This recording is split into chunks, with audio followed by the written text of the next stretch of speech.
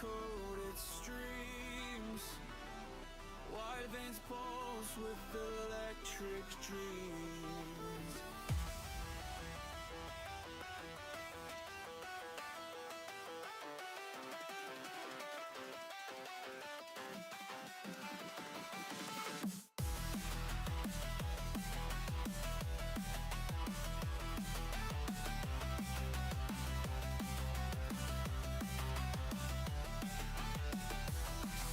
Circuits built to last, engines roaring, tearing past, neon highways burning bright, chasing ghosts through endless night. Cyber echoes call our name, lenses sparking through the frame. Through the grid we blaze a trail, no escape, no time to fall. Threat is rising, feel the stain, power surging through the veins, pulses racing, overload, ride the system, brace for coil. Feel the surge, the currents flow, rushing fast, no time to slow, no turning back, no shutting down. We own the streets, we run the town. I've walked 1,000 grids before.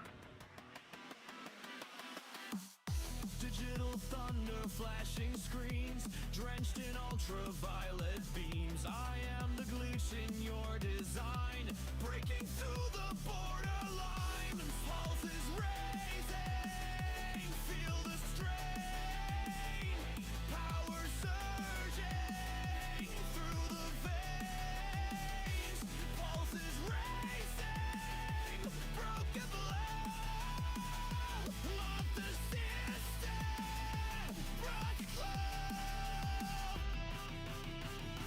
Feel the surge, the currents flow,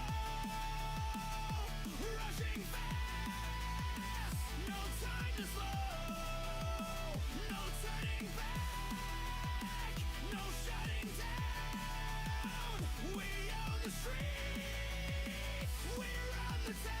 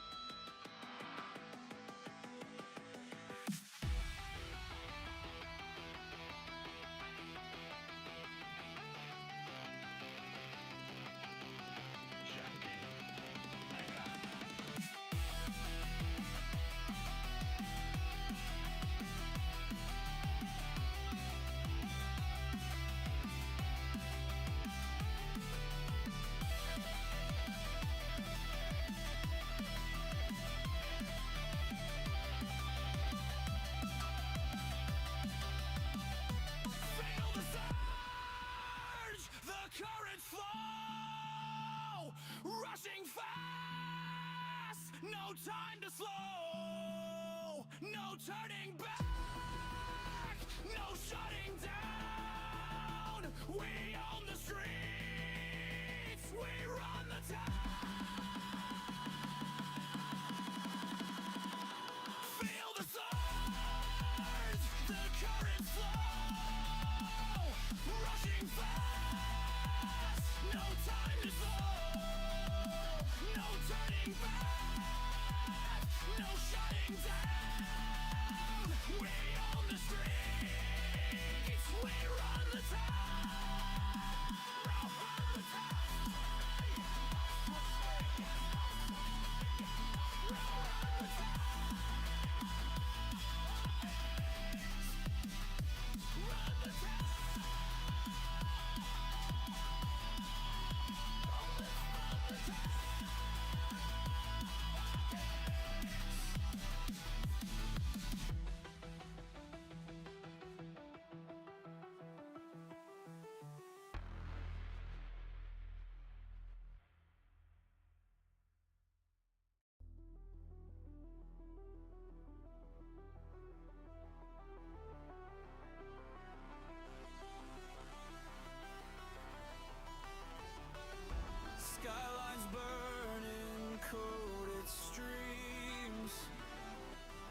veins pulse with electric dreams.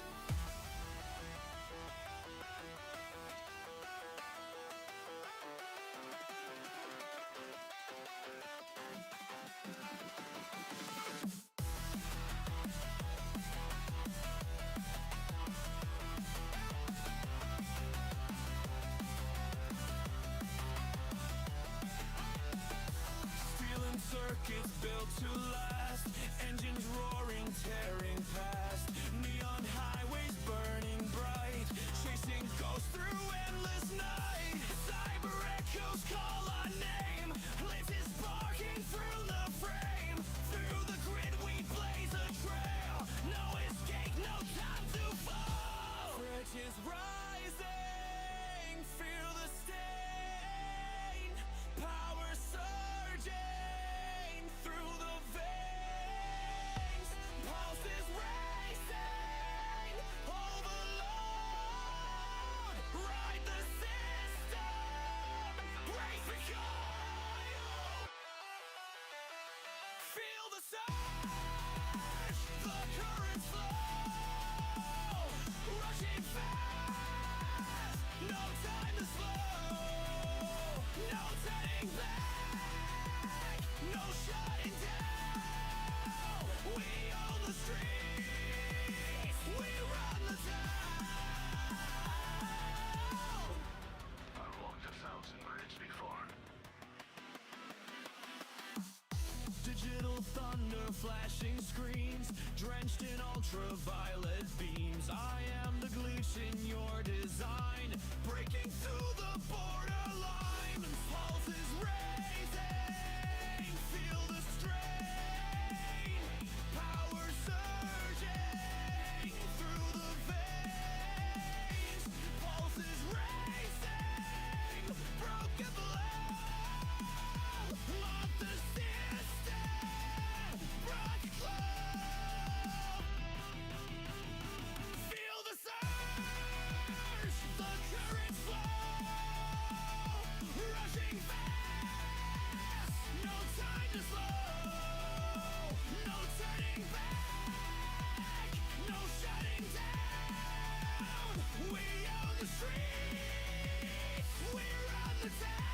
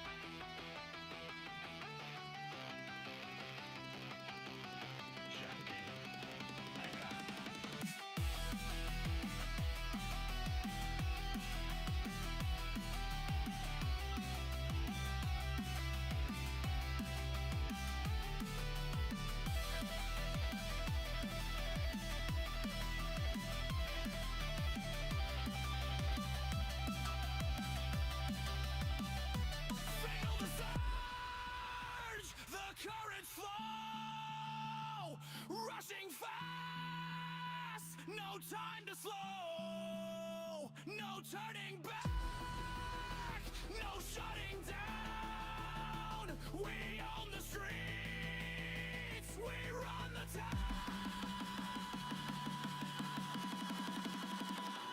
Feel the surge, the currents flow, rushing fast, no time to slow, no turning back, no shutting down. We own the streets, we run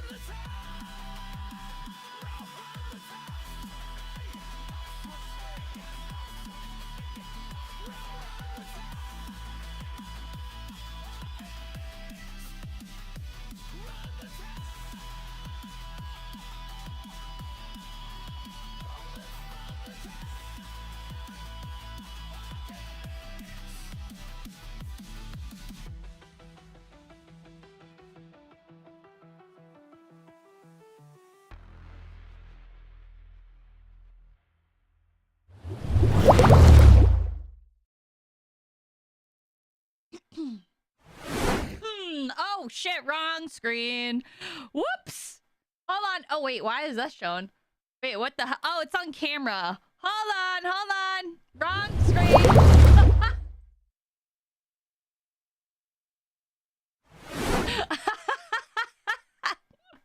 Hello.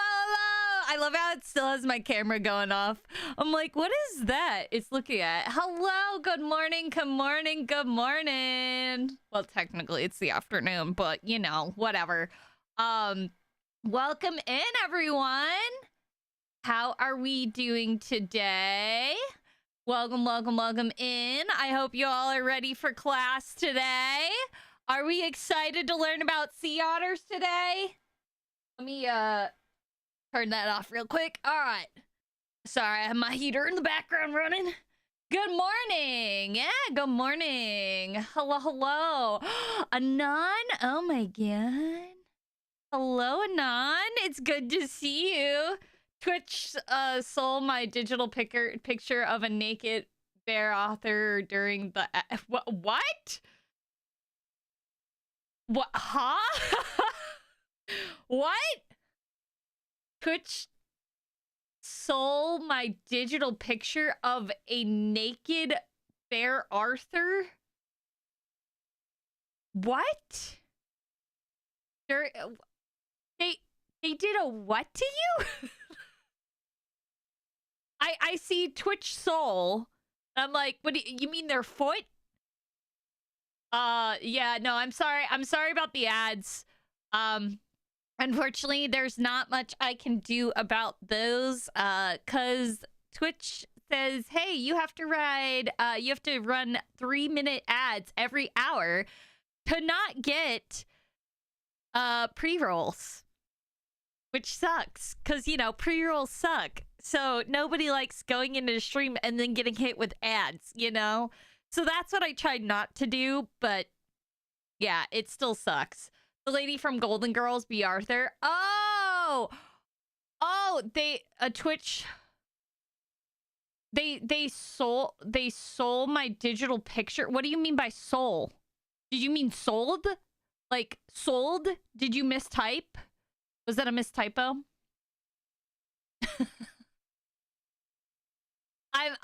Okay. So they have a naked sold. They sold. I'm not quite sure.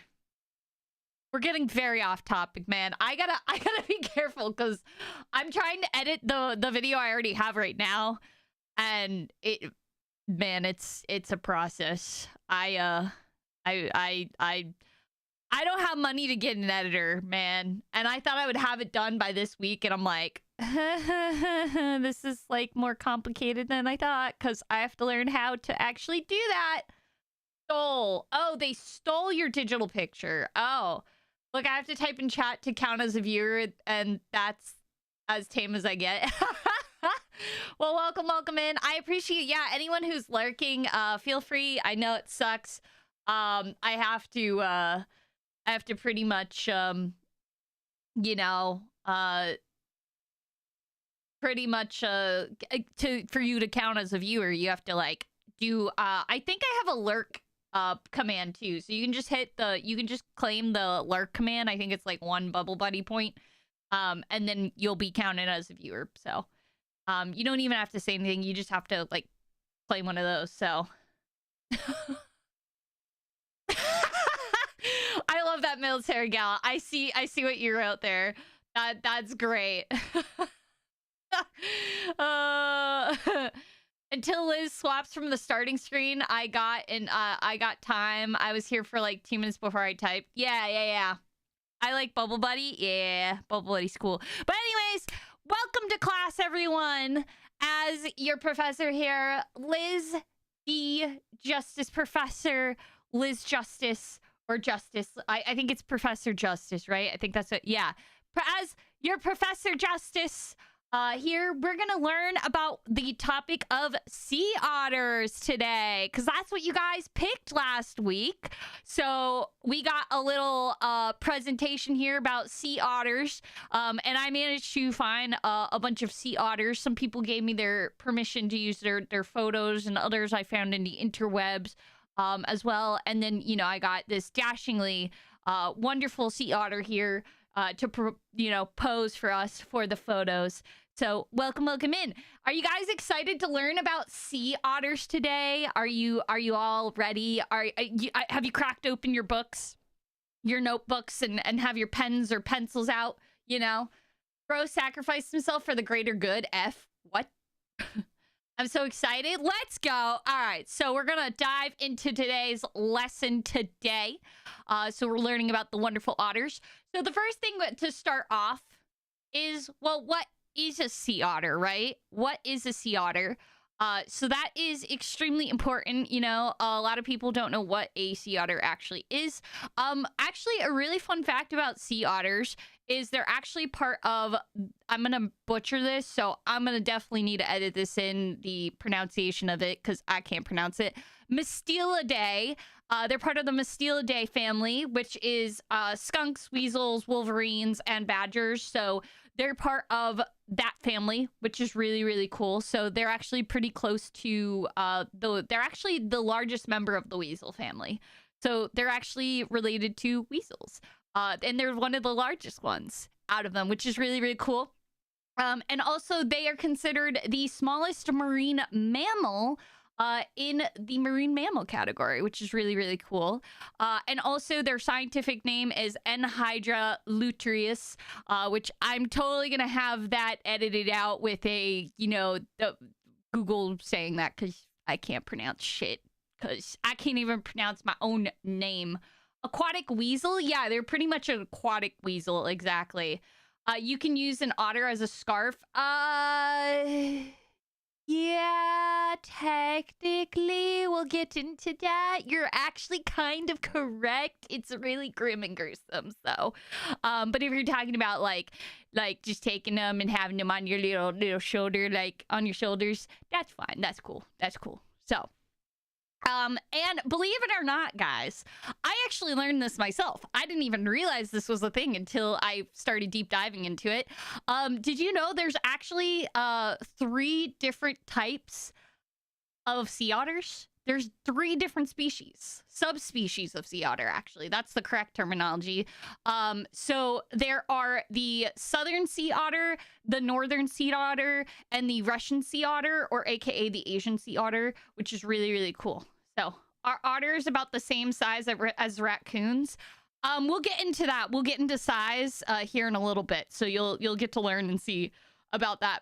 So pretty much like what mostly in America, on the west, like I guess like the West Coast, and in the southern part of America too, you're gonna see what's known as the southern sea otter around there. So they usually live along the coast there, especially they're found in California. They are usually found, as you can see, in the San Mateo County, all the way down to the Santa Barbara County. So they're in that kind of area, which is really cool, scattered throughout there.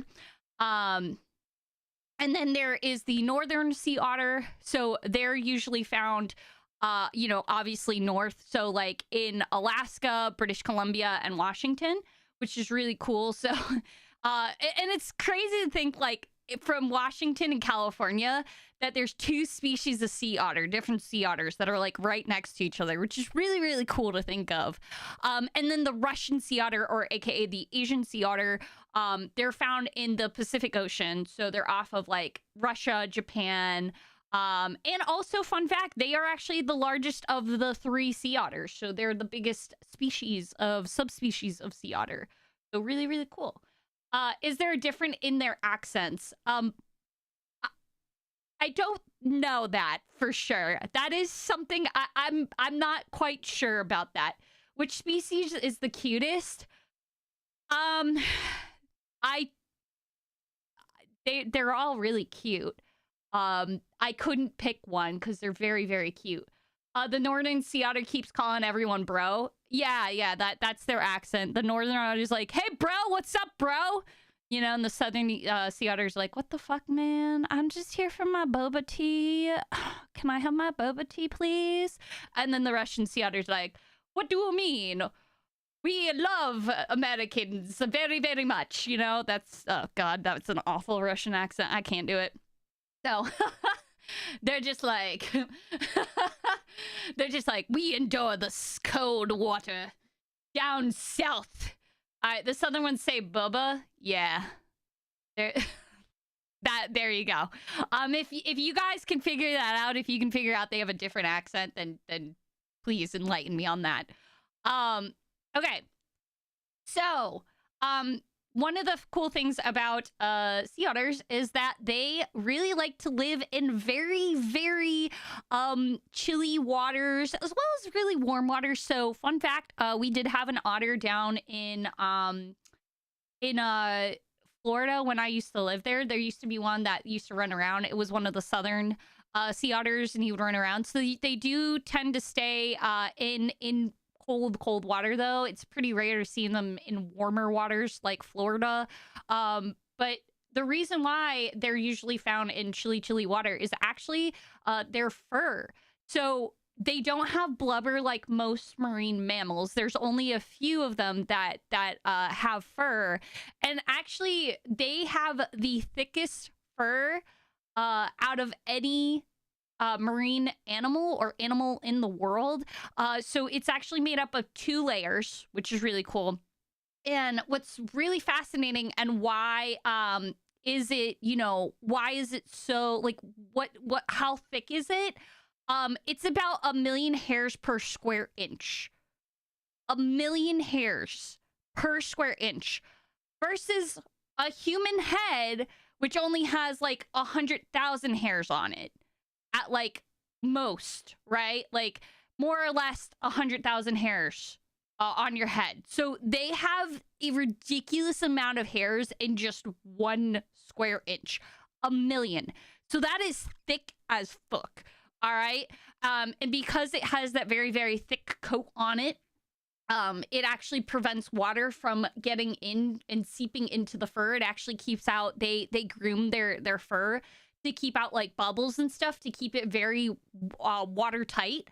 So it's pretty much like a dry suit for them in a sense. So they can't feel the cold water. So it makes them, it's a nice layer of warmth for them. And as you can see here, I have a little quote from the Monterey Bay Aquarium. Can we watch the Monterey Bay Aquarium otter stream? Do they actually have one? Yeah, we can definitely do that afterwards. I'm down for that. They are cute. They have built-in hoodies. Yeah, pretty much. It's like, it's more than a hoodie. It's literally a dry suit. If you've never heard of what a dry suit is, it's super, super cool. Oh my God, they do. Oh, yeah, we can do that after. We can do that after this. So, so pretty much these guys, their fur is really, really thick. It keeps them water from seeping in and seals pretty much their skin sealed tight. So they don't ever, like, their skin never touches the water, which is super, super cool. Very, very fascinating. So it's exactly like a dry suit on a diver. The difference between a wetsuit versus a dry suit is a wetsuit. It's going to allow the water to seep into the suit, but because of your body warmth, it will actually warm that water on the wetsuit. So it keeps you warm, but a dry suit will keep you like completely dry. So there should be no water ever touching your skin.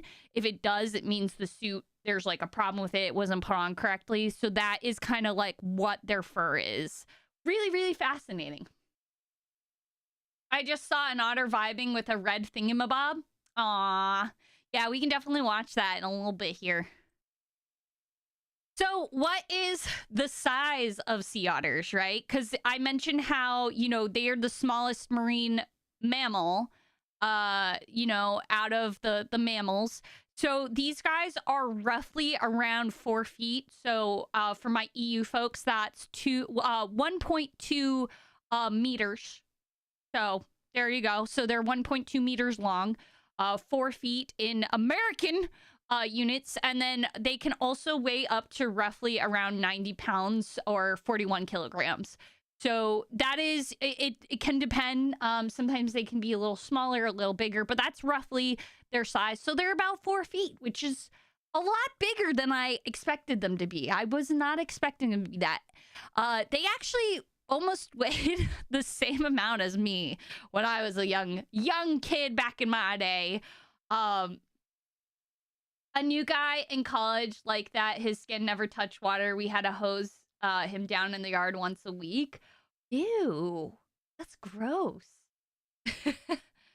So, but that water would be touching him. Yeah, that is true. And then so we have the southern sea otter. Is the smallest marine mammal in North America. So because there's other marine mammals that do not live in North America. So we have these guys. Just look at them. Look at them. See, they thick, man. They actually, that fur makes them a lot thicker. Than they actually are.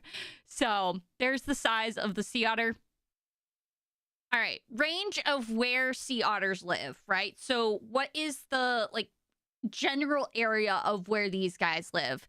So southern sea otters, you'll find them in California's Central Coast, from Mateo County in the north, and then all the way down to Santa Barbara County. So they are usually found along California's coast. And then northern sea otters, they're going to be in the northern Pacific Ocean. So they like to reside near coastal waters.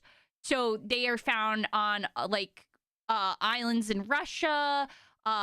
They are on a bunch of other little islands around there. And then also southern Alaska, British Columbia, Washington. They're kind of all up in the northern parts of the world. And then the Russian sea otters, which, as I mentioned, known as Asian sea otters, they're found around the coastal waters of Kuril Islands. They're in the Kamchatka Peninsula, the Commander Islands, and in the northern Pacific Ocean. From the northern, they're in northern Japan, northwards through Russia. So they're all scattered amongst in the west part of the hemisphere. Or no, sorry, the eastern part of the hemisphere. I know what I'm talking about. Oh my goodness. So yeah, they're kind of all over the place. As you can see here, they're not really found anywhere in the southern region. They're all found more in the northern northern hemisphere of the world, which is fascinating because you would be like, well, why aren't they towards the Arctic or the Antarctic? And that's because the Antarctic is very, very hard to live near. So, and there's also another reason why they particularly pick these spots, and that's because of their habitat. So southern sea otters, as well as some of the others, they like to live in kelp forest. So what is a kelp forest? It's, if you've ever seen it, it's this in the background here. It's a little description of it, or a little picture of it, where it's this long, griefy, long, almost looks kind of seagrass-like or seaweed-like. And there's these giant kelp forests, massive kelp forests out, especially I know they're out in the California region. So they really like to hang out in kelp forests, estuaries, harbors, shallow waters, anywhere near sandy beaches. I know the northern ones, they really like the rocky coastal areas of shallow areas. And then the Russian sea otters, they also live near the coast. So, and they also like rocky, shallow areas, and as well as kelp forest. So in kelp forest, the reason why they like that is because they can hide in it. It's a great way to hide from predators. It's also a good way, to hide from your prey items. So you can catch unsuspecting prey that way too. As well as, they also will use it to hold on. It's very cute. Fun little fact. They'll to keep them from drifting anywhere, they'll actually hold on to kelp. So when they want to sleep, they can hold on to it and anchor themselves so they don't drift off into the open ocean, which is really, really cool too. So, and then they're also considered a keystone species in their habitat. They're drifting kelp out everywhere on the coast. Swimming in the beaches here is hard. Yeah, sometimes the kelp will like rip off and like drift away. It doesn't usually drift naturally. It's usually anchored into the bottom. But if it is, that's because they pretty much got ripped out by something. And we can actually go into that and explain why you may see kelp drifting up onto the shores. Also, thank you for the hydrate, Oblivion. Thank you, thank you, thank you. So, I'm sure you guys are wondering this last part here, like, what is a keystone species? Correct? You're probably like, what is a keystone species, right? So, here is the Oxford definition. So, the Oxford definition states a species on which other species in an ecosystem largely depend, such as if it were removed, the ecosystem would change drastically. So what this means is that if we were to remove them completely out, like if we were just to go, boom, they disappear all at once, these guys could completely change the ecosystem. So there is a lovely little pattern. It's a lagging pattern of prey versus species, where the prey will go up. So the line, you'll see kind of this line. It's like a trend that will go up, up, up, up, up. And the higher up it goes, the predators will actually lag right behind it, and they'll start to curve up with it, because if there's more food, then there's going to be more predators. They can breed more, vice versa. But eventually it's going to get to a point where predators and prey are going to be kind of in the same area, where there's going to be too many predators. And then all of a sudden the prey item's going to start dipping down. And then as it gets to a certain point, if there's not enough food, they obviously can't have a lot of predators. So the predators start to go down in number. And it's this nice little cycle that happens. So this is a way, it's a checks and balance for prey and predators. And keystone predators, they're the ones who are kind of in a very heavily affect that. They're the ones who keep that going. So if we were to remove those predators in there, the whole ecosystem changes, which means whatever they were preying on before, it's gonna bloom like crazy, and it can affect so many other species. And I'll kind of get into a little bit like how that happens. For instance, as you can see here, sea urchins. So one thing about these guys is they really like to eat sea urchins. So that's one of their foods. And a great thing is sea urchins do like to eat things on the floor. They like algae, and especially they really like kelp. But these guys, if you can see right here, they don't swim. They have to move along the bottom of the ocean. They can't swim. So what happens is these guys will actually go up to a kelp forest. And of course, kelp is hooked onto the bottom of the ocean. And so what they'll do is they'll actually start eating away at the kelp's root. So like where it's being anchored, and eventually it will sever that, and the kelp will float away because there's nothing holding it down. And if we allow the sea urchins to keep doing that, that could destroy the kelp forest, which could really impact a lot of animals that do rely on those kelp forests to hide from, predators. This is a way for like small little fish and stuff that, are not ready to go out into the open ocean. They have kind of a safe haven, and then that's gone, and they have nowhere to hide. They have no homes, and that can really, really impact the predators. So sea otters play a huge, huge role in helping with our kelp forest, and especially the other animals that live around there. So by removing these guys, it's not good at all. Like wolves and rabbits. Yes, exactly. Once they removed the wolves from Yellowstone, there was a drastic change. And then when they introduced wolves back into Yellowstone, all of a sudden it got healthier again. It's very, very, very important that we take care of these guys, Also, hi, Oblivion. Welcome in. Sorry, I didn't say hi. I was in the middle of a lecture, so I do apologize. They are from Pennsylvania. Yeah, they're totally from Pennsylvania. But yeah, so that's kind of like what a keystone species is. And it's why it's so important that we are very much protecting, especially keystone species, and making sure that we don't allow these guys to go extinct or remove them fully. What do sea otters eat? So as I mentioned, they eat sea urchins. So that's one. So there is different kinds of, things that they'll eat. So in general, the northern Russian and southern sea otters love to eat invertebrates. So example like crabs, snails, sea urchins, clams, abalone, mussels, you name it. And not only that, the northern sea otter actually likes to eat fish, which is really, really cool. So they'll usually, like, how they kind of do their hunting is they'll hunt along the seafloor, looking around for something. And then they'll look for, when they find like a clam or something, they'll bring it to the surface. And this is a really, really, really cool thing. So they will float up and use their like little bellies as a little like table for them.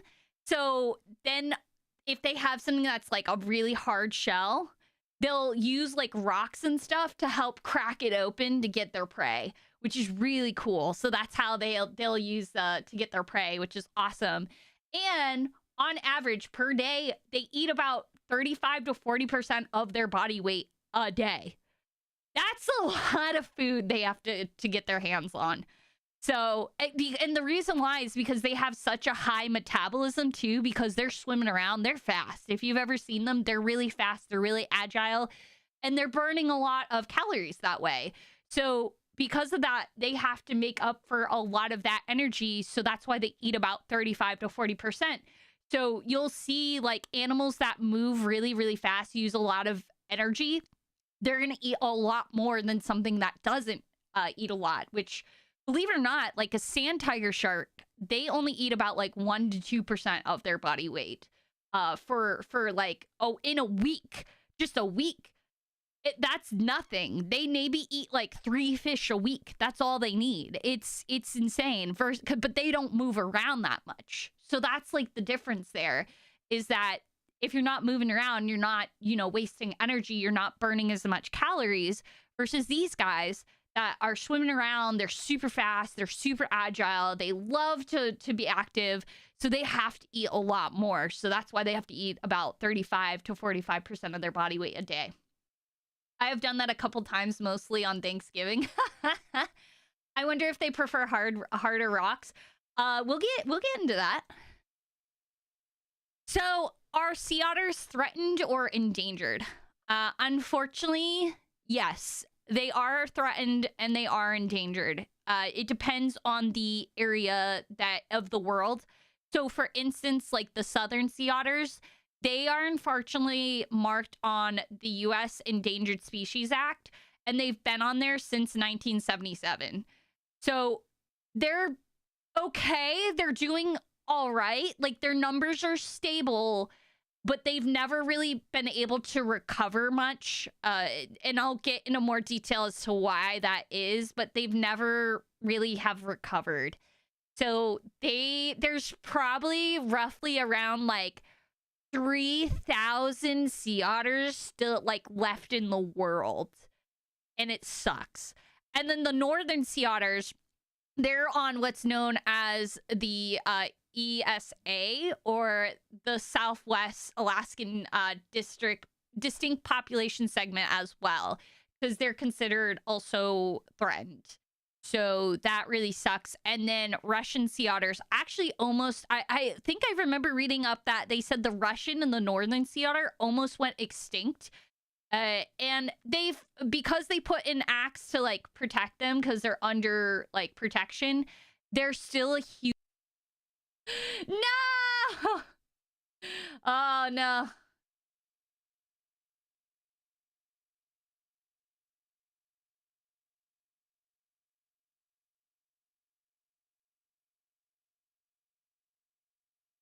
All right. Hello? All right. Hello? dude, I don't know why. Like every time I expect my my frame, like my thing to drop, I think it's like my internet. I think it's because I'm on, because I am technically plugged into Wi-Fi, and gonna be an odd cut in the YouTube vid. Oh no, I'm gonna redo that for you. Is that Liz? Hi, hello, welcome in. I can't even read your name. It's like really. Oh, Navy, because I have your name's like dark on a black, like your name's black on a black background. So I'm like, it literally says nothing for me. Yeah, I'm here. Go back to the second half of no. I'm gonna talk about the oh wait, she plugged into Wi-Fi. You're doing it wrong. No. Okay. Hold on. To explain it, so I'm not plugged into the Wi-Fi. I'm plugged into a mesh system. So it's a Wi-Fi mesh system, and I don't know if it's because of this house or whatnot, or if it's just OBS. Like, I don't think it should be doing that, but it does. So it just might be my internet's like trash too. That could be why. So, oh my God, she's live. Oh, okay. All right. We good? Everyone refreshed? Are we good? Everyone back? Everyone back for class? All right. So where we left off is causes of decline. So why are sea otters, even though we have them on a Endangered Species Act list and we have all these rules and laws put in place, why aren't they like bouncing back? Why aren't their populations going up versus just kind of staying stable, right? There's multiple factors. So one, the biggest major one is oil spills. So oil is really the major threat for them, because the reason why is when oil leaks out into the ocean, it can ruin their fur. So it like destroys kind of that nice protective layer underneath. So it allows like things to seep in. It allows the water to seep in. So it's not preventing the water from touching their skin. So they can actually die of hypothermia. So they can freeze to death. Or also, just ingesting it from eating, like little animals and stuff that they may eat that could, potentially get infected from it. So ingesting it, even just ingesting it from water, just like opening their mouth in the water, they can get some oil in there. So that can, cause them to die of poisoning as well. Another one is pollution and disease. So coastal waters carry pathogens and contaminants. So this is very, very common. It's why a lot of people who take care of their fish, especially in saltwater, freshwater, you never want to have your critters ever get stressed out and stuff, because there is a lot of pathogens in the water. And all we can do is try to prevent them from catching these diseases. It's actually, water's really, really carries a lot of bacteria and stuff. That's pretty normal though in general. It's why we have to filter ours. So, that's why we get filtered. They don't get it very filtered out there. And unfortunately, it's only getting worse. So things like sewage, agriculture runoff, believe it or not, a lot of the septic systems too, a lot of runoff in that too can cause deadly diseases and infections in otters. So they can get very, very sick, because if you pollute the water, obviously you're going to get very, very sick. Just like, humans can get very, very sick from drinking contaminated water. Same with them. Also, hi, Matt. Welcome in. Thank you for the hydrate.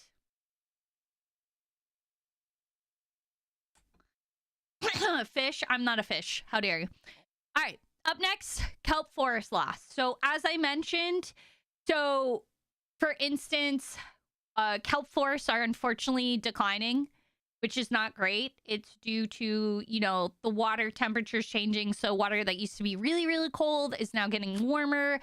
It's causing, the kelp to die off. There's also, as I mentioned, where there's no sea otters to control the urchin population. Urchins graze all the kelp and take it all down. So that reduces shelter from predators and also decreases their food sources.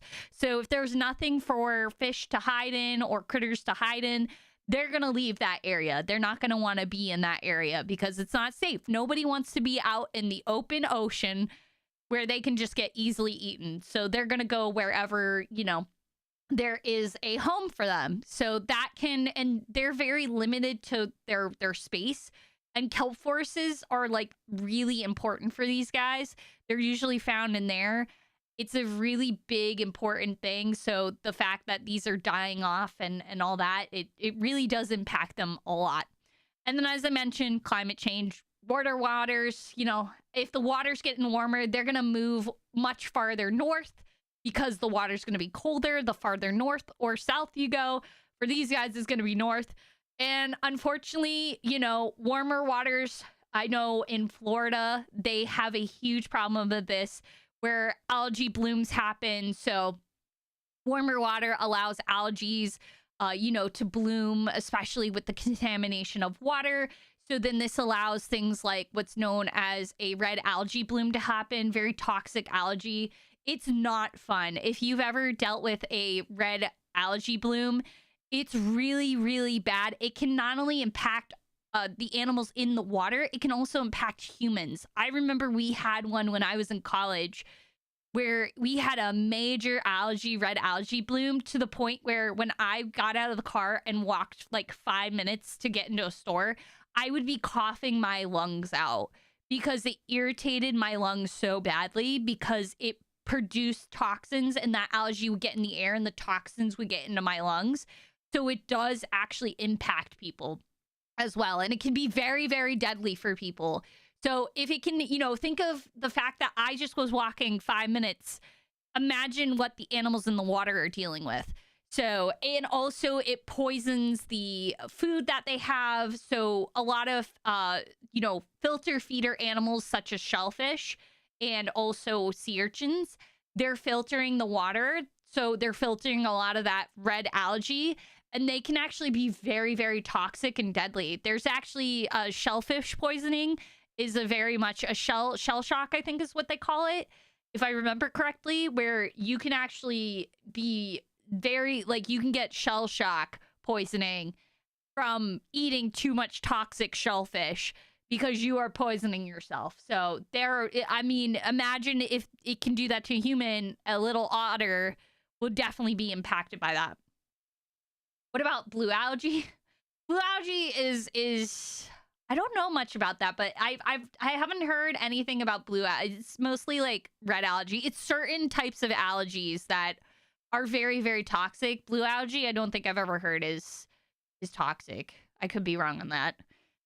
I'll have to look into that. And then, of course, human conflict. Humans, I mean, most of the stuff is because of us, but like what we do, what we do directly that does impact them is like fishing gear, you know, boat strikes and poaching. So like any of our fishing gear that we have they can get entangled in that. So fishing lines, they can get tangled up in that and end up, you know, affecting their impact of swimming. They could drown because maybe they can't swim properly to get air to the surface. They could choke themselves to death. I mean, there's so many, you know, things that can happen. It's awful. Also boats, you know, a lot of boats, there's a reason why we need to be respectful of driving boats is if you're driving too fast, down one. Hey, Philo, thank you for the follow. Welcome in. So boat strikes, if you're driving too fast, you can actually hit a lot of animals that way. And a lot of marine mammals do get hit by boats, unfortunately. And I mean, a little sea otter getting struck by a boat propeller, that's just, I mean, that's like a death sentence. It's pretty hard to recover from that. And then, of course, poaching. Poaching is unfortunately still a very common thing. People do poach sea otters, and we'll get into it in the next little thing over here. But yeah, poaching, illegal poaching is very, very harmful to any population. It's a reason why like people shouldn't go after very endangered animals, because that's how we cause them to go extinct. So, you know. And then of course, like natural things such as like predation will be you know, very common, but yes, there is a reason. There is a reason they're being poached. We'll go into that here next. I'll give it to you in the next slide. So another thing is predation. So predation is normal, but what's a huge problem is sharks like to eat otters. But what, as I mentioned earlier, why kelp forest is very, very important is because otters can hide in kelp forests, and that can confuse a shark when they swim through there. They can get very lost or confused, and the otter can slip away. But without kelp, there's nowhere to hide. So sharks are able to get them a lot easier that way. So unfortunately, with the kelp dying and kelp forest slowly dying, it is contributing to a increase in mortality. So loss of habitat does increase mortality of animals. So that is something to keep in mind as well. It's also why licenses exist for stuff like fishing now. Yes. Yeah. So licenses for fishing, and there's regulations and rules that you have to follow. And this is a way to prevent overfishing. You know, of course, not catching certain, obviously it happens. You catch things that you don't mean to catch, but you know how to properly untangle them and release them back into the ocean, all that kind of stuff. You know, that does happen, but there are ways of, you know, catching things that you are allowed to catch versus things that you're not, which poaching is never a good thing ever, because you're doing a very illegal thing. Poaching means you are taking something that you shouldn't be touching or taking. And that's why poaching sucks. So if you know anyone who likes to poach, you know, tell them off. They suck. All right. So to go into, you know, that last one about poaching. So back in the 18th century, there was a huge boom for fur coats, you know, scarves, things like that. Any sort of fur. That was like a big thing back in the day, right? And what happened is a lot of these hunters went out and they just killed massive amounts of these animals. And unfortunately, the sea otter was very, very common, because they have a really thick, nice fur that people want, that will help, you know, it's beautiful and luxurious. And unfortunately, from the 18th century to the 20th, so think of how many decades that's been, right? Years. You know, it's crazy that we used to have hundreds, if not, you know, hundreds of thousands of sea otters, and now we only have a few thousand. And what I remember reading was it was like 3,000 or like roughly are left in the world. So yeah, and you can see here they reduced the population by 99%. Only 1% still lives, is still around. And that is slowly declining, which is really, really sad.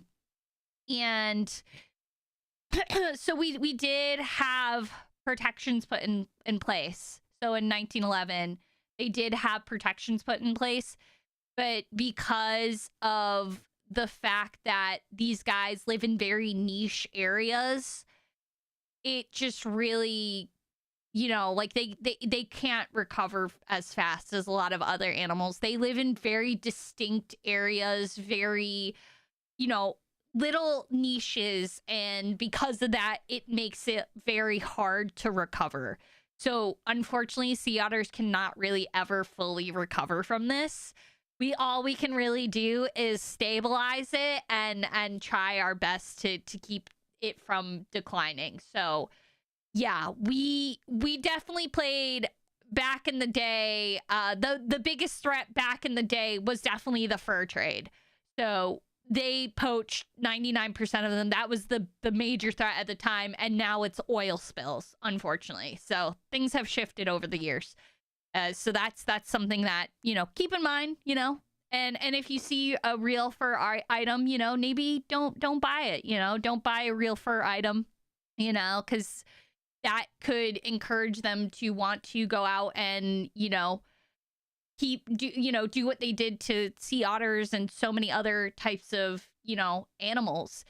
This is what happens is when people really like something and it gets really popularized, they're going to take advantage of it and try to pretty much, you know, wipe out that animal, which is awful.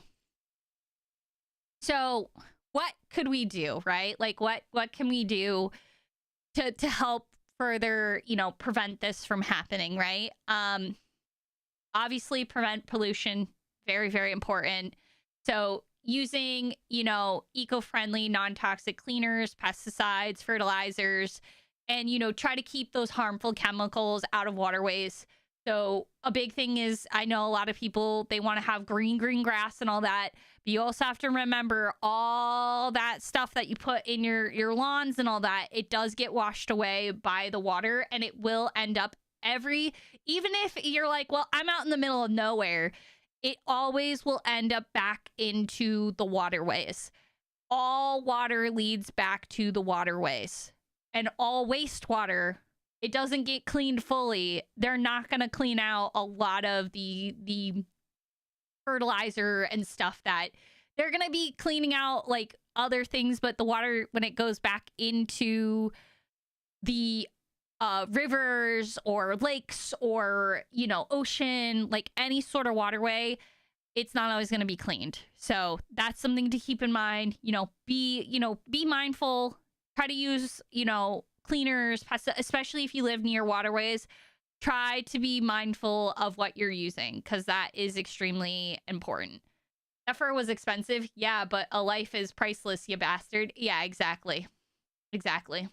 I agree. Then next, managing pet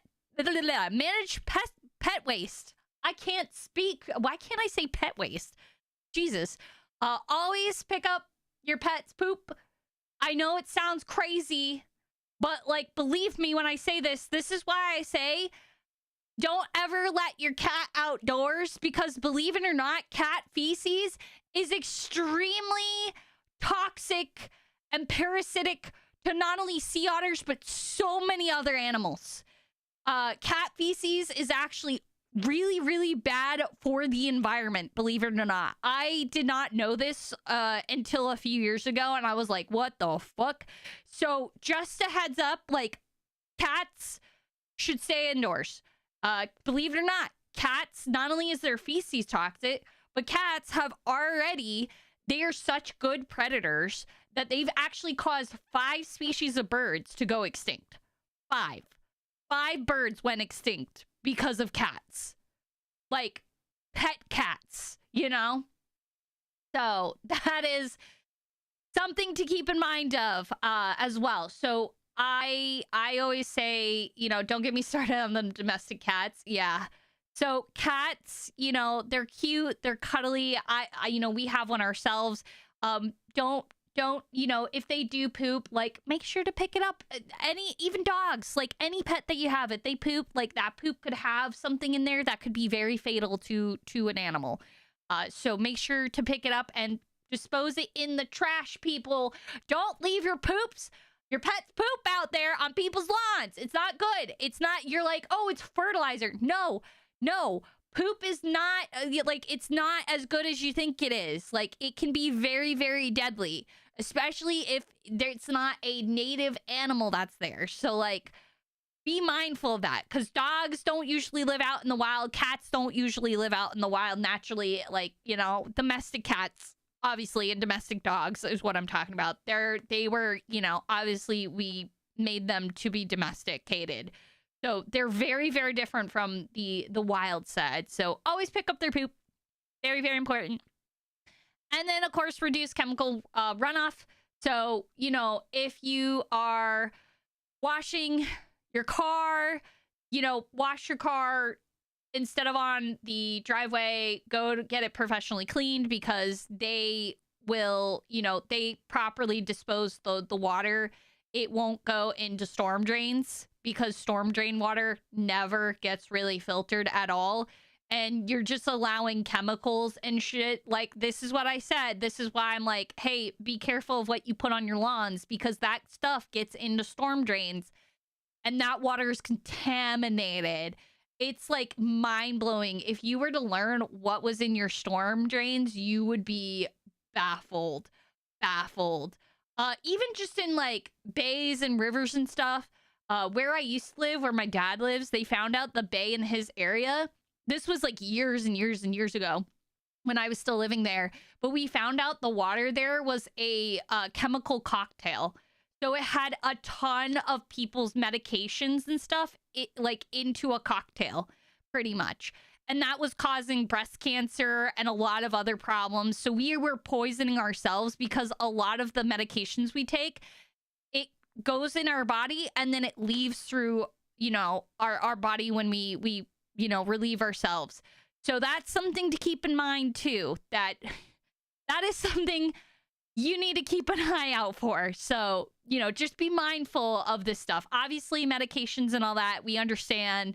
Like, you can't, not do it and all that. But just be mindful of, making sure to let them know to hey, maybe we should clean the water that, in storm drains and stuff. Because that would be kind of crazy, because there's a lot of shit in there. And we should be, like, cleaning it so that way we're not poisoning ourselves, too. Yay. Hi, Chizar Lord. Welcome in. Welcome in. All right. And then finally, reduce plastic usage. Very, very easy. Avoid using single plastics, because believe it or not, single-use plastics, as convenient as they are, it's extremely bad for not only the environment, for just the animals out there, it's bad for us. You want to learn a horrifying fact that I learned many years ago? Fun fact, did you know we eat a credit card's worth of microplastics a week? Yeah, you probably didn't know that one, right? Yeah, we eat a credit card's worth of plastic a week. So, just so you're aware. So what happens is plastics, what happens with them is they do not break down like other natural things do. So what happens is plastics will break down into what's known as microplastics. So they are a microscopic little piece of plastic. They will never fully dissolve. It will not become what it used to be, because plastic is very much human engineered. And so we have millions of little microplastics that go around in the ocean, and it gets eaten up by things. And if you know anything about plastics, it doesn't really dissolve well, especially in, the stomach. So a lot of the times, it just sits there in your body and in your muscles, tissue, and all that. And if you know anything about plastics too, they poison you. It's great. So if you're wondering why are there so many people getting all these weird, crazy, rare diseases? It might be those plastics. So, I always like to tell people, reduce, reuse, recycle, and refuse. That is the 4 R's, as I like to say. So remember that, always reduce, reuse, recycle, and the biggest one, refuse. So try to, be aware of your single-use plastics and plastics in general. Make sure to try to stop using as much plastic as you can. So, like, for instance, plastic straws, you don't need a straw, Not everyone needs a straw. So get rid of the straws. Don't use a straw. Try to limit how many straws you use, because the amount of straws that people use is insane. The more people that we can do that, the better. So let's be mindful of our, plastic usage. Yeah. But my lipstick. Oh, my lipstick. Hey, Grim. Welcome in. Okay, so we're gonna have an ad break. So, because we're gonna have an ad break, we're gonna take a little break here. Okay. So I'm not gonna go on to the next part. So we're gonna wait until the ad break's over. All right. So that way none of you guys miss any information. All right. How does that sound? How does that sound? Milkshakes taste better when you don't use a straw. Yes. Yes. I encourage people all the time. I tell people all the time. It's called the four R's, and refusing to use single-use plastics is a really big one. You know, I use strays, but only if they are reusable or yeah. If they're reusable or compostable, that's fine. I know it's unfortunately it's really hard because no one, paper straws suck. I can tell you, I hate paper straws too, but at the end of the day, I don't care. Like, you know what, an inconvenience it is at least like preventing me from poisoning myself, or the future generations. That's like the most important thing. Metal straws are great. you know any of those are awesome to use. Uses compostable straws that aren't paper. Let's go. Yeah, there's like compostable ones. The only issue with those is they do tend to decompose a little too quickly. That is something. Oh, also they like to if they're out in the sun, they melt very easily. So that's another thing. My dad used to use them, and he was having a problem. They survived my bubble tea experience. There you go. Let's go. Yeah, you should be fine in your bubble tea. It's just like a lot of companies can't use it. I'm like, like, can you like compostable cups and stuff? They melt way too easy. Way too easy versus plastic, which is fine. It's like the only downside. I'm like, god damn it. But and also when you're out there too, if you're out like anywhere, it doesn't even have to be near the oceans. Like, just make sure to pick up some trash, pick up the trash along the way. I know it seems kind of pointless and all that, but every piece of trash that you pick up and put in a proper place, it's saving the environment. It's helping you, it's helping others, and just like making people aware. If we can get more and more people to pick up trash, and especially to let them know, like, hey, we're poisoning ourselves. Like, you are literally poisoning yourself and your children and all that. Like, people will start to want to make a difference. So that's really, really important. So I do not have enough dog poopy bags. That's okay, as long as you're not it's pretty much like anytime you go out, here's a great example like of reusing, right? You can reuse single-use plastic bags and fill them up with trash. You can make them as a trash bag, and then you can just reuse it.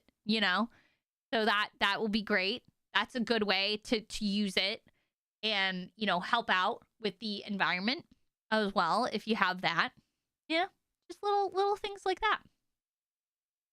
Not my dogs, my neighbor's dogs. Oh, no, I know you don't have dogs. So, your neighbor's dogs poop and they don't pick it up. Well, maybe this is a good thing to educate them on. Be like, hey, did you know, like, that your dog's poop could actually be fatal to, the animals outside? And, you kind of have to, and a lot of people, the best way to get at people to really want to make a difference is it's kind of awful to do, but at the same time it's true. And unfortunately people are kind of like this. Sometimes you have to let them know that it's affecting them negatively, and kind of being like, oh yeah, like, this is why all these crazy diseases and stuff, because we're like poisoning ourselves. And then you drop them the microplastic thing. You're like, did you know we're eating a credit card's worth of plastic a week, and that like plastic is extremely toxic and we're poisoning our bodies? It's a good way to like get them to be mindful. So that is a good way. I used to tell people that all the time about the plastic, the microplastics. it makes people really open their eyes going, oh, when you tell them you're eating a credit card's worth of plastic a week. Then they're like, oh, damn. Oh, damn. Also, welcome back from the break, everyone. Are we all ready to continue class? Are we all back from break? Are we good? Are we ready to continue to the next page? So, I was just telling my subscribers, like, you know, why it's good to you know, not use plastics and how you can use them effectively and how we can make a difference. So, all right, we're going to continue on. All right, another thing, what can we do? You know, people forget that these animals out there, they're wild animals. You never, ever, ever, ever go near a wild animal. The reason why is because, one, anything with a mouth can bite you. So, like, you don't want to get bit, stay back, because not only could they hurt you, but you could hurt them. So always keep your distance from not only otters, but any wild animal. Be at a safe distance. I cannot stress this enough. Even if the animal looks sick or whatever, there are people out there who are professionals that you can call. There are numbers you can call in your area that can handle those. So never, ever, ever touch them, because you could put the animal in danger itself, or you could put yourself in danger. So I want to get a selfie with a snow leopard. Yeah. Can a worm bite me? Does it have a mouth? If it has a mouth, yes. A worm can actually bite you. So for otters in particular, they say roughly around 60 feet or 5 kayak lengths. So, you know, I always like to say go a little bit even more, like 100 feet. It's just good, you know, keep a distance. You know, that is extremely, extremely important, not only for your safety, but for theirs as well. Another thing, do not feed a wild animal or an animal in human care unless the person in charge, the caretaker who's in charge, the animal caretaker that's in charge, allows you to feed them and they give you the proper food. And the reason why especially we don't want you feeding wild animals is because they will actually lose their natural fear of humans, and they'll be like, oh, like, they really want to, like, they want to feed me. And then they become very, very dependent on the person to feed them. Think of, here's a great example, right? So, do any of you guys remember the movie, I might be aging myself here, but Free Willy? Does anyone here know Free Willy? And I'm not, you know, if you don't, then I'm really aging myself here, but that is a great example. If you don't know what Free Willy is, I highly suggest you look it up. It's great. So yeah. So Free Willy is about a orca killer whale that, you know, it's this whole thing like about freeing a animal in human care, yada yada. Great movie, by the way. So what happened with the orca who is named Willy? There were a bunch of, you know, it was trained by trainers, it got fed, and it got domesticated, right? So it started to rely on people to feed it, which is normal. But unfortunately, a lot of animal activists, as much as I understand that, you know, I understand their point of view of, well, this beautiful creature should not be kept in human care. It should be allowed out into the ocean. That is a huge no-no. Because the reason why is because orcas, they actually can get domesticated, which leads them to being very dependent on humans. And what happened to Willy is eventually they had a lot of pressure on them where they released Willy into the ocean. And Willy was not doing well.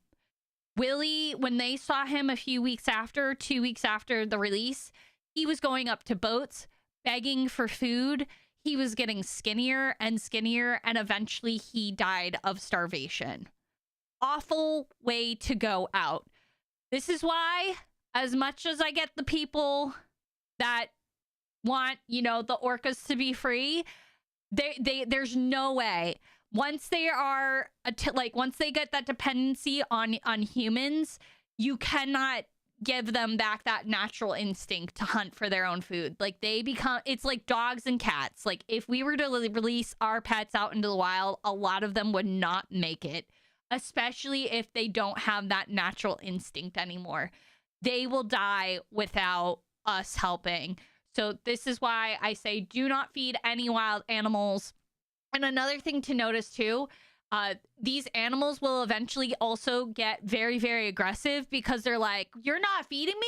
Give me your food, you know? And if they see you with food, they'll be like, give it to me, give it to me, give it to me. That's what happens with seagulls. I know when I was in the Bahamas, when I went to Atlantis, as they call it, there was a seagull that came down and attacked me because I had a little crust of my grilled cheese sandwich, and it attacked me for the sandwich. So that can happen if you feed them, and it's terrifying because getting attacked by an animal, a wild animal, is very much a dangerous thing because, like I said, you can get very, very much hurt, or they can hurt themselves. So, and if they are too dependent on human dependency, they will get removed, put into a sanctuary where they can have that. So that is very much, do not ever feed a wild animal. If there is a wild animal and you see it's afraid of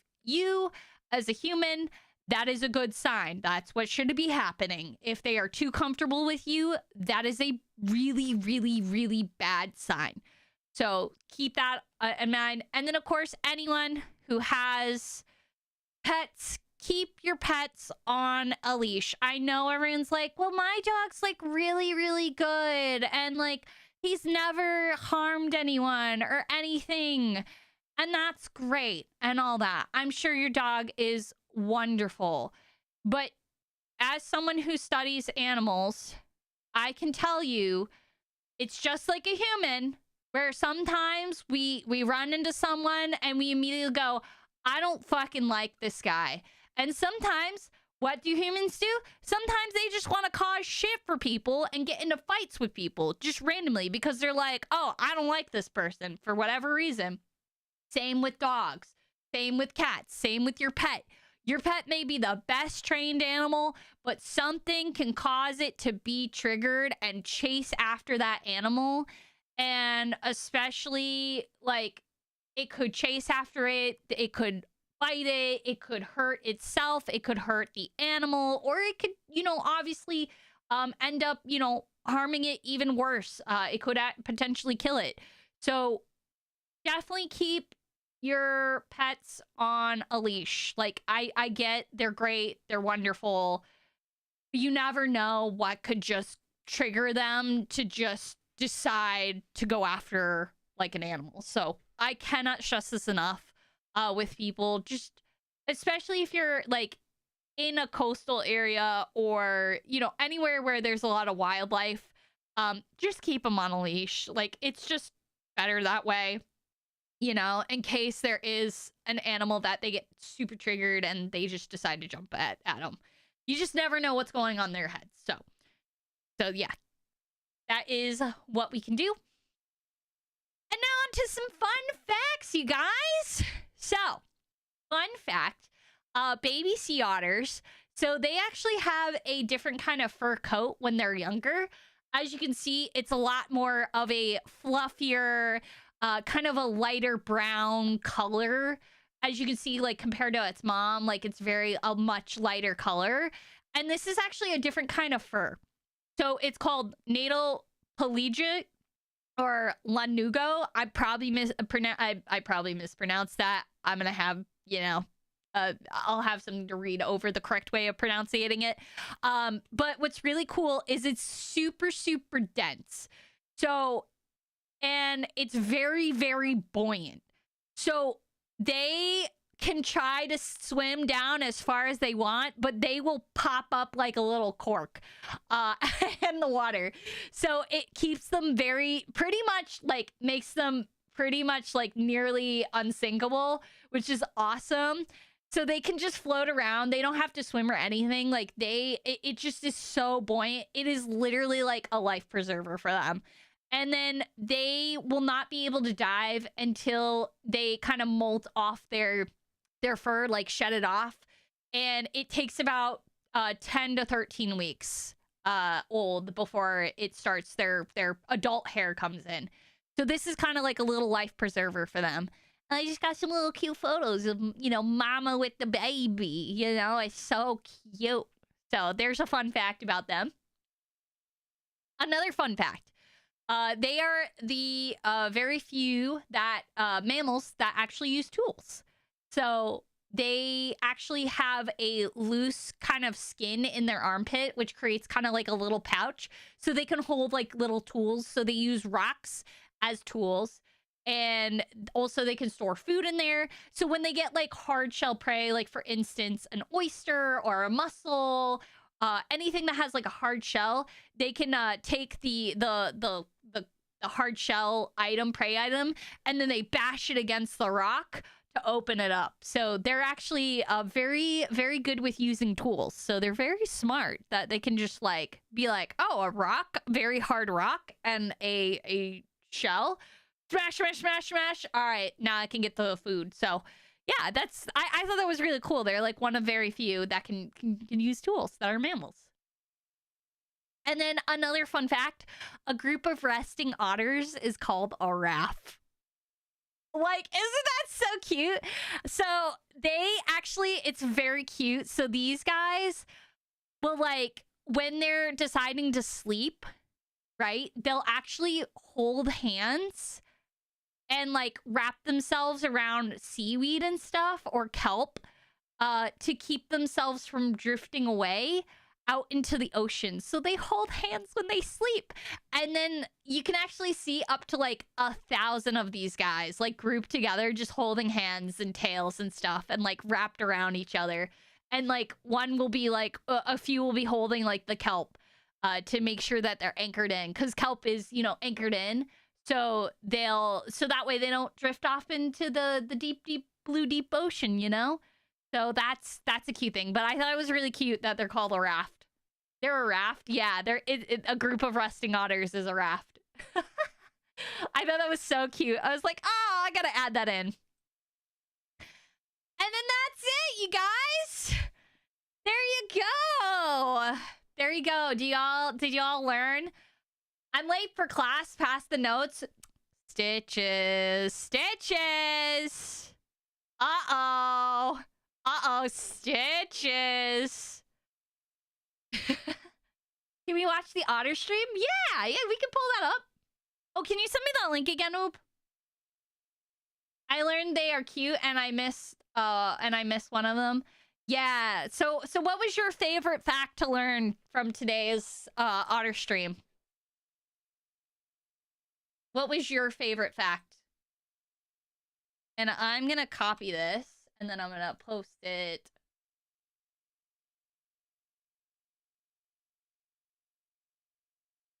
I learned where they store their rocks. Yeah, I knew they had like a pouch, but I didn't know they stored it in their armpits. Like, I never knew that. That's like fascinating. Like, I'm learning alongside you guys. Like, I've learned about otters, but I didn't know like to the extent of otters. So it's really cool. All right, hold on. I am going to do a really quick thing here. I am going to, not that, this one. I'm just going to close that off for a second while I swap over. But what else did you guys like? What was your favorite fact? And we're going to pull up the otter. We're going to watch the otters, guys. We can watch them swim.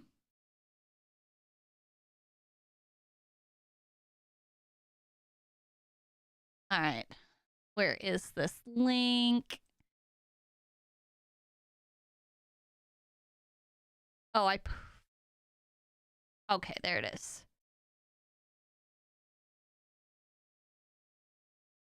Wow, there's an actual chalk. Yeah, there's an actual chalkboard. Can I view the cam? Oh, is this it? Oh my god, guys. We got otter cam. Look at these little otters. Look at the one right down there. Look at them. There's no music, which kind of sucks. Not otter specific, but it was my first time hearing about washing cars at some place and not at home. Actually, good recommendation. Not that I wash my car at all. Yeah. No, it like I didn't even like as someone who studied it, like marine biology, I didn't even really think about that. And then they were like, yeah, it's good to like wash it at a professional place versus at home. And I'm like, yeah, because it's runoff. Yeah, because runoff. This is our raid target, right? Oh, no, this isn't on Twitch. This is on, like, their actual website. Unfortunately. But they're super cute. Oh, you can hear it. Hello, everyone, and welcome to the Sea Otter exhibit. If you're wondering who's speaking right now, my name is Becca. I'm a specialist on staff, and I'm currently standing on the rooftop of the Sea Otter exhibit. So I'm going to do a quick sound check-in. I can see a lot of you through the windows. If you can hear me, give me a big wave or thumbs up. Perfect. Glad I'm coming in okay. So all of you are here at a really awesome time because in just a couple minutes at 3:30, we're going to have our final Sea Otter feeding program of the day. Should be a lot of fun to watch these girls eat their food. But before we do that, I want to make sure everyone gets the best views possible. So I'm going to get you all a little more organized on that side of the exhibit. Really? Should be very simple. For those of you standing closest to the windows, I'm just going to ask that we all work together and take as much as you can one big step back for me. So let's all work together and take one big step back from those windows. Thank you so much for doing that, by the way. Now, with that gap in between all of you and the windows, I'd like to now invite any little ones or those in mobility devices. Feel free to move on into that gap up to the windows if you'd like to do so. And everyone else, just take a peek around you, make sure those two parties can get through. I'd also like to point out, above your heads are some video monitors. Those are displaying an aerial view of everything inside this exhibit, so we don't miss any of the action today. Those monitors are on both floors. If you want to take pictures and videos, that is of course okay. Just make sure those flash settings are turned off. And a quick shout out to anyone watching on the live cam. For those of you here in person, if you ever can't make it here in person, you can still watch these feedings wherever you are. Just go to our website, type in live cams, and click on the one you want. All right, folks, I'm going to hop off microphone and hop back on when it's officially time to get started. It should be any minute now. So stay tuned, enjoy the view, and get excited. Wait, wait. I didn't hear what was going to go on. I guess there's something that's going to happen soon. Oh, guys, we get to see something. Oh, dude, they got like little toys and stuff. So the reason, okay, so fun fact, guys. Feeding in 5 minutes. Okay. I thought so. So they're doing a feeding soon. Awesome. So if you're wondering like why there's all these different kinds of toys and stuff out is so in like human care, what we try to do is we try to give them some sort of enrichment. What enrichment means is we want to, you know, obviously like you think about like having to sit at a table, right? And you are not able to do anything, right? You're just sitting there. That gets boring fast. And that's what we don't want these animals to experience is we don't want them to be bored. We want to enrich their lives. So we want to make it interesting. We want to make it fun. And so that's what toys are for. It's a positive enrichment.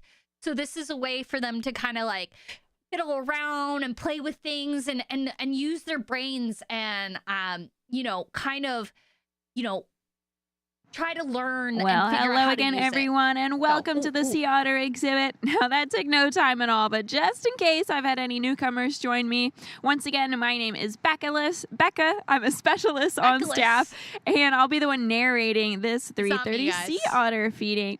So in just a minute, we're going to have some staff members actually hop inside the exhibit. They're going to be standing on the deck here in front of our otters. But before they do, I actually want to introduce to you the otters you are looking at. because we know these are sea otters, but specifically what kind are they? Well, these are the southern sea otter species, and that's actually kind of a special thing because you pretty much have to come here to California to see them, and there's only roughly 3,000 of them in the entire world. Their range is very small in the U.S. It only spans about right below San Francisco down to Santa Barbara. So not only can you only find them in California, but mainly concentrated just in Central California. So that's the otter you are looking at. And right on cue, our two staff members are coming inside the exhibit. So notice as they walk in that you're going to see our two otters. They kind of swam to a spot in front of the deck to meet them. This is something we actually teach them to do. And so this is called stationing. You can think of it like they each have their own assigned station that they know to go to right in front of that deck to get their food. This is really helpful for us humans because it lets them know which trainer they are working with for the day. It also avoids any competition between the two otters for food, so we don't have all of our otters swimming to the exact same person. So it keeps things nice and calm in here. Now, they're doing what's called a training session. So they are feeding the animals, but along with that, they're going to be asking them to do some behaviors as well. So they've already pretty much started. Step one is that stationing process. Now, the stationing and many other behaviors you're about to see is what we call husbandry or animal care behaviors. That means it's probably not something you'd see a wild otter doing. It just makes our jobs easier as animal care staff, in that it allows us to better take care of the otters that are staying here. So, for example, having our otters stay in one place, it may seem really simple, but we definitely don't take for granted having our animals stay in one place because we can look at their eyes, their teeth, their fur, everything in between, making sure they're A-okay and healthy when they do that. It's also step one in the training process. So if we want to teach them anything new, we want to start with that stationing behavior usually, and then we can build from there. And any other behaviors you will likely see, I'll point out to you and see if I can tell you the reason why. But basically, put yourselves in the shoes of our animal care staff. See if you can determine why we might ask an otter to do a certain behavior. So what do you the guys type think? of training that you are seeing, this is called positive reinforcement. That means that every time they do a behavior correctly that we're asking them to do, they get a reward. And that is the positive reinforcement. So those of you with pets at home, maybe cats or dogs, you might have even done this yourself before. So it looks like, we've got an otter out on the deck. She just dove into our, what I like to call the hot tub spa. Now, otters on the deck, we could do that for a number of reasons. So for one, we might have them come onto the deck if we just want them to get some good exercise. If we want to see parts of their body that we have a tough time seeing when they're in the water. And also, it allows us to do some new things with them, like maybe kennel training and things like that. So it's all based on their care.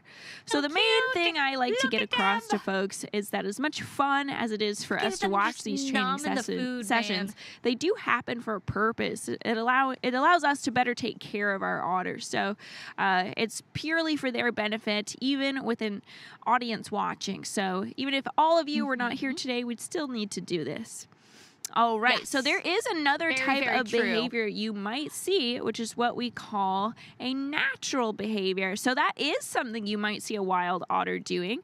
We will actually teach our otters to do wild behaviors, which might sound strange because they're not technically living in the wild.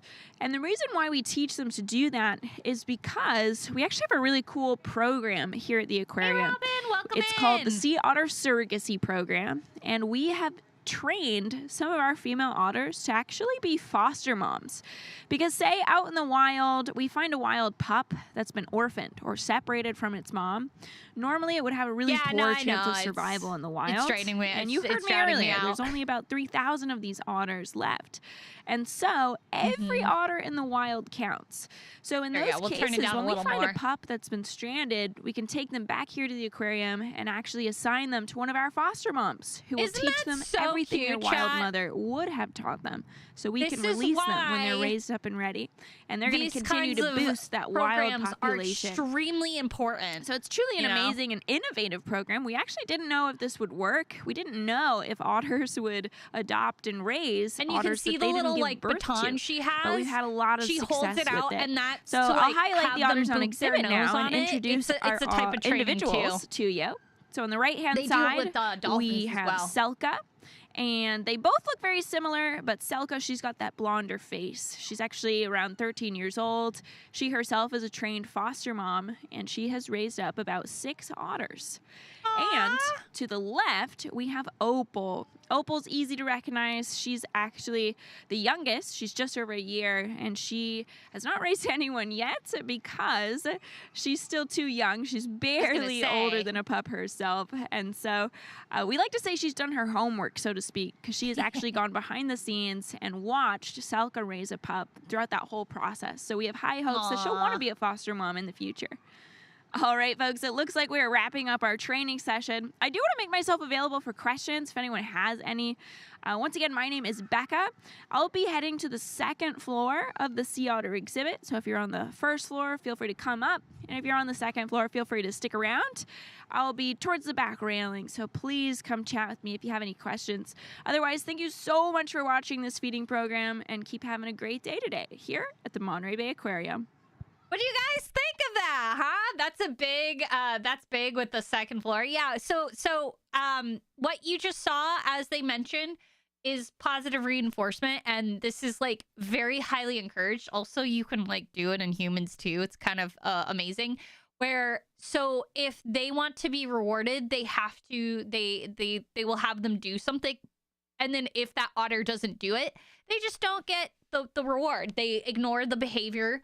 And then when they do the thing that they're asking them to do, then they'll give them some sort of reward, whether it's a toy, a treat, food, any of that kind of stuff. So it is a good way to kind of help them be like, oh, if I do this, then I will get food out of this, or I will get a toy out of this. And it's not harmful at all. Especially the animal has the choice, because sometimes, we like as humans, humans also have good and bad days. Sometimes the animal just is like, I'm not really feeling up to it, and that's okay too. Like sometimes they're just not having a good day. But they will feed them. They'll just do it during a non-training session. They'll still make sure the animal is fed, because we all have our good and bad days. But positive reinforcement is a really good tool to train the animal. And as you can see here, and why a lot of people are like, oh, like they're in captivity, they're awful, like blah blah blah. And it's like, no, like, believe it or not, as someone who worked in this field, the caretakers really do care very much about the animals and the quality of their food. They get fed better food than humans do. Like, it's crazy. They get fed way better than humans do. So the food that they're getting, it's like, it goes through a whole process. So like a lot of the times the food, like I know for dolphin food, it can't have any deformities on it. If it's missing an eye, a scale, anything at all, they will not feed it to the animal. They get pristine, perfect fish. Good quality fish, like 5-star restaurant quality, shipped. So they do get fed really good quality food, as well as you can see, like the feeding and the training and all that.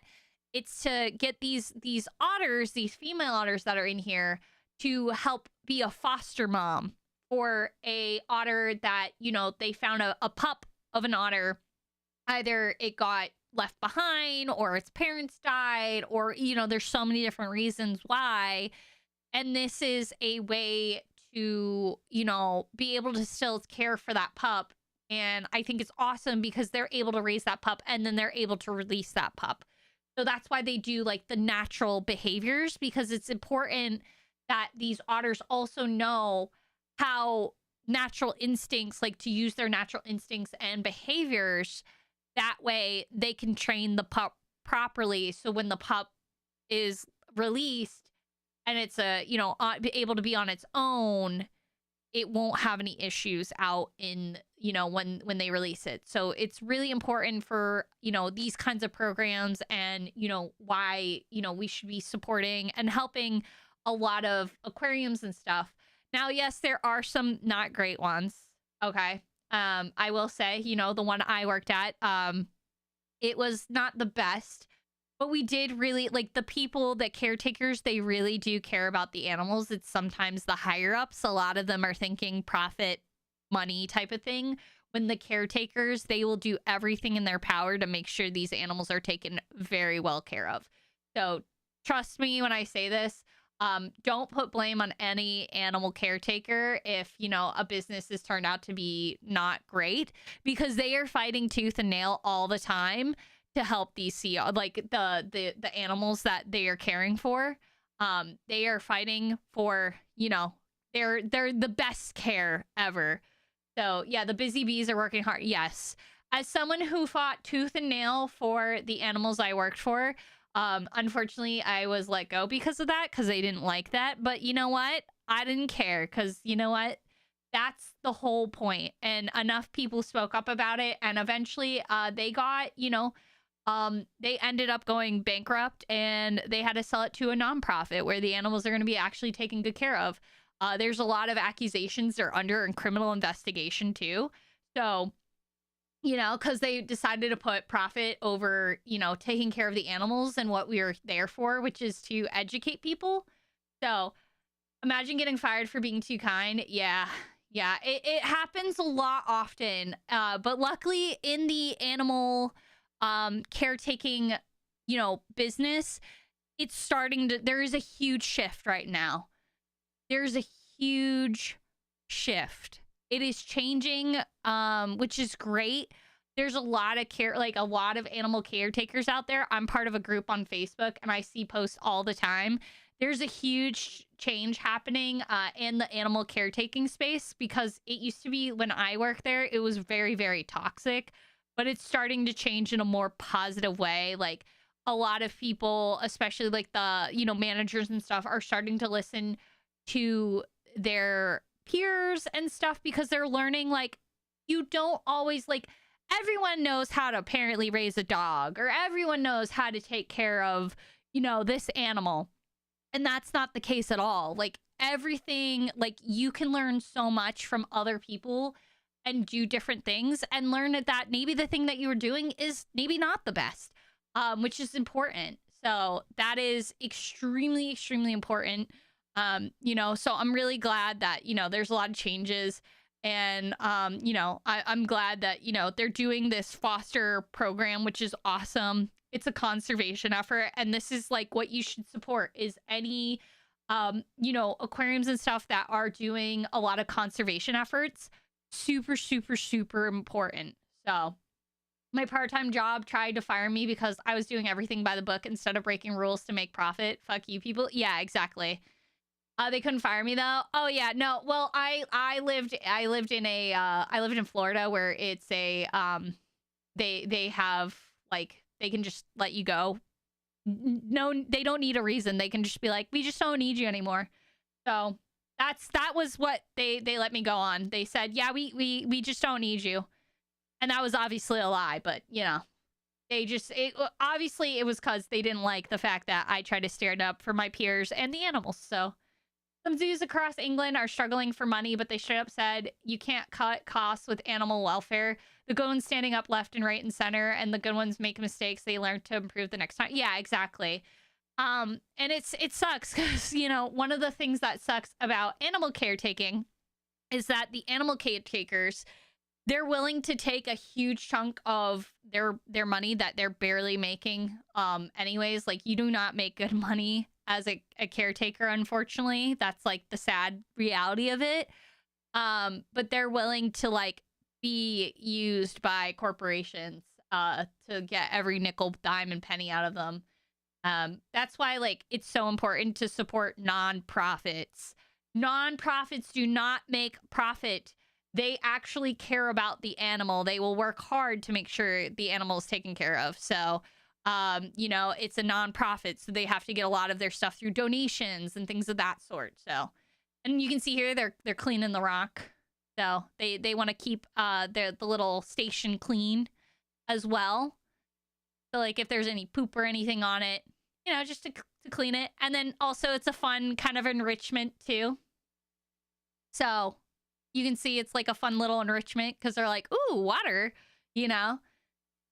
Rock and stone to the bone. Yeah. Our first safari bark outside straight up being a wildlife in Africa. Longleat had many blips they had to learn and got wonderful cheetahs. And now I always love to see. Yeah, exactly. That's like an important thing is like, you know, sometimes, it sucks. Like you live and you learn. A lot of the times, you know, sometimes you're going to make mistakes. And, you know, one of the toughest things is, you know, being an animal caretaker is like being like, well, what can I do to improve this animal's life, right? Like, what can I do to help improve this animal's life? And it can be really hard, especially like I had to deal with an assistant manager and a manager that were like, oh no, you have to do it this way. The manager wanted it this way, and the assistant manager wanted me to do it this way. And it was like, well, who do I listen to? Because like both were very different, and then it caused tension and stuff. And it's like, which one is the best for the animal at the end of the day, right? So, and that can get you in a lot of trouble, which it sucks. But like I said, it's changing. I haven't been there. Like I haven't been in like animal caretaking and like 5 years now. It's been like 5+ years. Probably 6 at the no, actually 5? Yeah, 5 years, I think. Or 4. Maybe 4. I think actually 4 years. 3 to 4 years. I haven't been there. And yeah, it's been 4 years. 4 years. So it was more kept for the rich to enjoy without knowing anything about the animal before being caught. Shows how much has changed. Yeah, exactly. And that's like the important thing is like why we have these beautiful animals in human care is one, to show how awesome these animals are. As you can see, like seeing otters like in the water, like playing with little toys. Like look at the, I think that was Sylvia. I think that, or Sika, I think is the name. Or maybe that one's Sika. That actually no, that's Sika. So that it was Sika and what was the other one's name? Yeah, that's Sika because the face is very blonde. It's the other one. But yeah, like you get to see like, you know, them playing with it, like toys and stuff, and it's like really fascinating. And sometimes when you see the animal and you're like, oh my god, these animals are like so cute and adorable, and I love them. And even like fish are like, whoa, these are really cool and interesting. It makes like it makes more of an impact. It makes people being like, oh, we're harming these animals, we're hurting them. Oh my gosh, it like makes people be like, oh, I want to do something about it. So that's like a really, really awesome thing with these guys too, is you know, get to see them and learn about them and see how they act and how they behave. It's a good time. It's a good time. So alrighty. So before I wrap up today's class session, do any of you guys have any questions about sea otters? Anything at all? What do you guys think? You can give me your thoughts, your feelings. You know, tell me what's about. Like what did you, is there any questions, or what did you learn today? That kind of stuff. Look at him. He's just like, oh, she's all curled up, being all like, ah. Otters are cute. Yes, they are very cute. I think that's Sika, I think is her name. Oh, I see the other one. I forget the other one's name. Bobbing his little head up and down to the little jacuzzi hole. They are very cute. Oh, it was like grooming. Oh, yeah, they groom their fur. That's another thing. So you're seeing a natural behavior here of otters grooming their fur. That's what keeps their fur like nice and airtight, is they have to keep it very, very clean. So that way air and stuff can't get into it. So they have to groom a lot to keep their fur nice and spick and span. They're very cute. Oh, are they hanging out together? Oh, look at them. They're just in the hole together. They're like, hello. Hello. They're just hanging out together in their little cubby hole. Very cute. Oh, the other one's got the toy. It's lifting up, being like, look at the toy I got. Ooh. Yeah, do you guys remember how much otters eat per day? Do you guys remember the percentage? I'm gonna quiz you here a little bit. Do any of you guys remember the percentage? 75%, something high? Not quite. That's a little too high. Not quite. Think do you want me to give you a hint? Does anyone remember?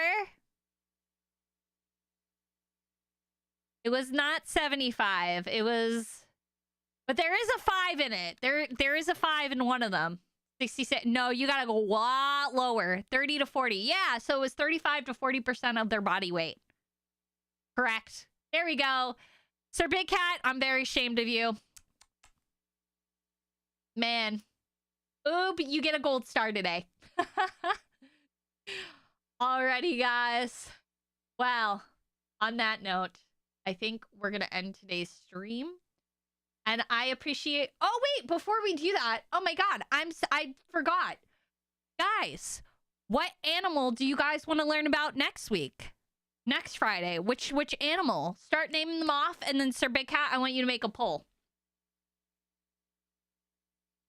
Would sweet potatoes make a good shoes if you dry them out? Probably not.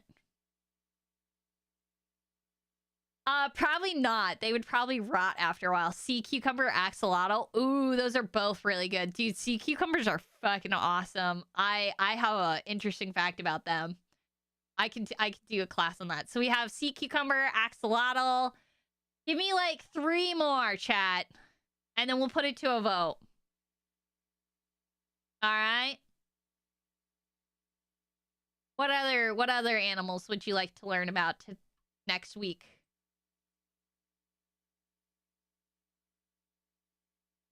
Ocean rivers and the life that lives in them. We can definitely do a class on ocean rivers. Yeah, I can definitely do that.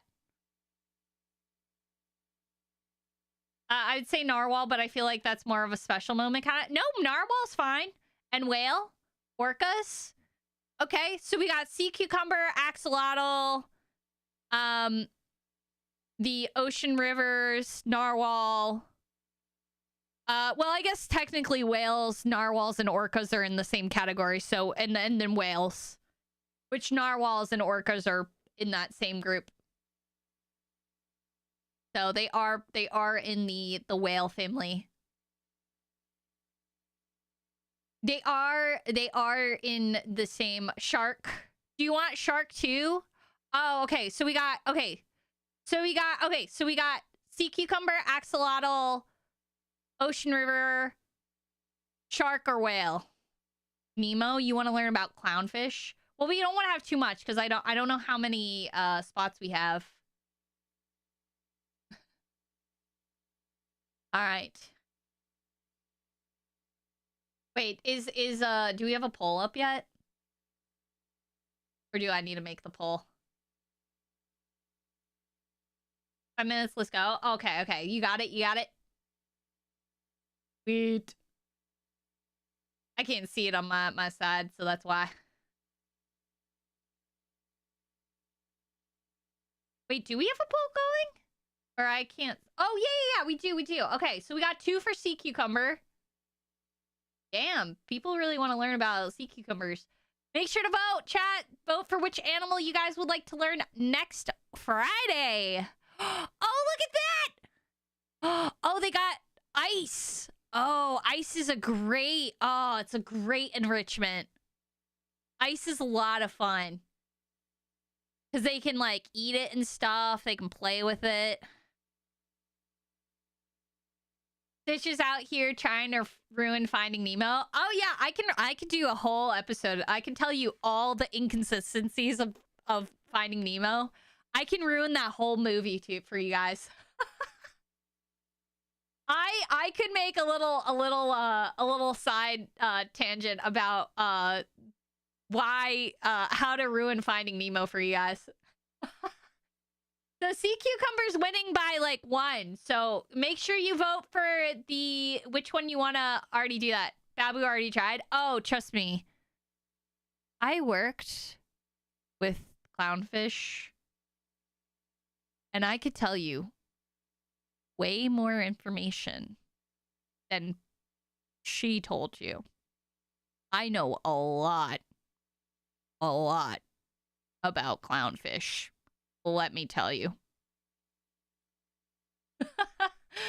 I worked with those little fuckers, okay?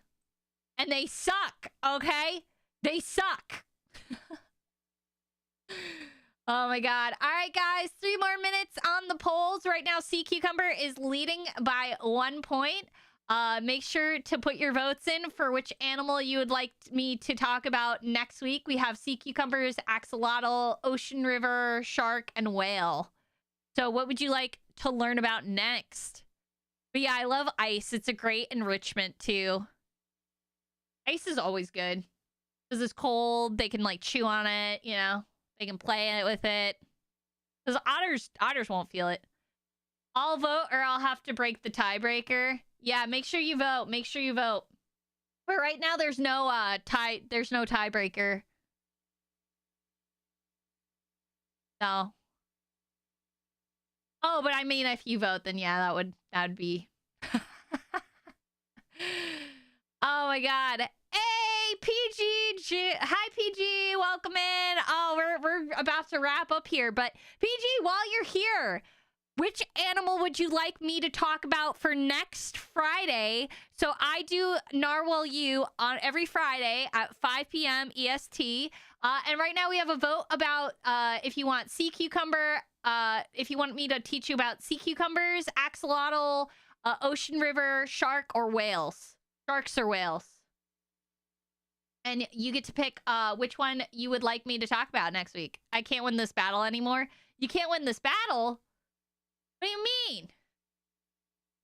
You still have a chance. Oh, sea cucumber winning by 3. Oh, look at the little otter. Oh my god, chunky boy. Or chunky girl, sorry. She went up and she was like, ooh, ice. And it was like, nah, I want to play with my little yellow. I want to play SpongeBob. Sea cucumber is already winning. Yeah. You guys really want to learn about sea cucumbers, huh? I thought, okay, you know what's crazy? I wasn't expecting you guys for the first lesson to pick sea otter and then sea cucumber. Like, I was thinking you guys were going to be like, oh, I want to learn about sharks. Oh, I want to learn about whales. Oh, I want to learn about dolphins. Oh, I want to learn about, like, you know, all the cute shit. And you're like, nah, I want to learn about sea cucumber. Like, what? What? Oh my god. Tickle me. I want to know about the sea cucumber. Yeah, they are actually very fascinating to learn about. We get all the difficult ones done first. Oh god. I'm gonna have to like figure out. I actually wanted to say water dragon, to be fair. I want axolotl. Hey, you always have next week. Every week at the end of our sessions, we can oh, it looks like sea cucumber. We got the sea cucumber. Sea cucumber won. All right, so next Friday, I will teach you about sea cucumbers. Yeah, ectoderms. Let's go. We love ectoderms up in this house. I don't think we want sea cucumber. We want to see you keep a straight face while the cucumber does cucumbery things. Oh my god. But yeah, no, every after the end of every class session, you guys have a chance to name an animal that you would like to see, and then from there we will put it to a vote. So if the animal of your choice didn't get picked this week, you always have next week. So, oh, he just slided it. She just slided in. Gary, yeah. Well, Gary's not a sea cucumber. He's a snail, which is different. So, which is honestly a a sea otter's favorite food too. They like to eat snails. I wish to eat a thorny vegetable. No, you don't want to eat a sea cucumber. You definitely don't want to eat a sea cucumber. It is not good, okay? I can tell you that. I know people, I think they are, like, they're a delicacy in some areas. You can eat them, though. I want to put a little hat on a sea cucumber. Narwhal, I require substance from the sea vegetable. I mean, you can eat it if you want. Go ahead. They are a thing you can eat, so that is gross. But all right, let's see. Does the sand dollar count as a topic? Yes. Sand dollar, like any, if you want to even be like endoderms and you want me to cover like the general topic of what an endoderm is, or like, you know, you're like, hey, can you talk about whales and stuff? Whoa, okay, that's zoomed in. Like anything at all, like it can be as specific or as broad as you want it to be. Feel free, like you are more than welcome to. I was not expecting that zoom in. So a sand dollar is so weird. How does they exist? Oh yeah, they're fascinating.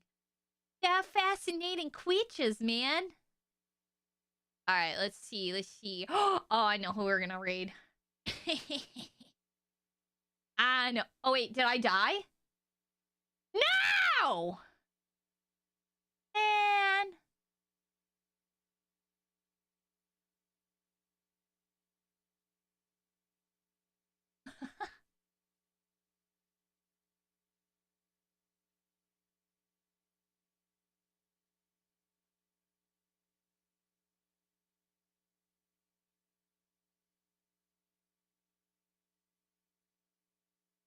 Why?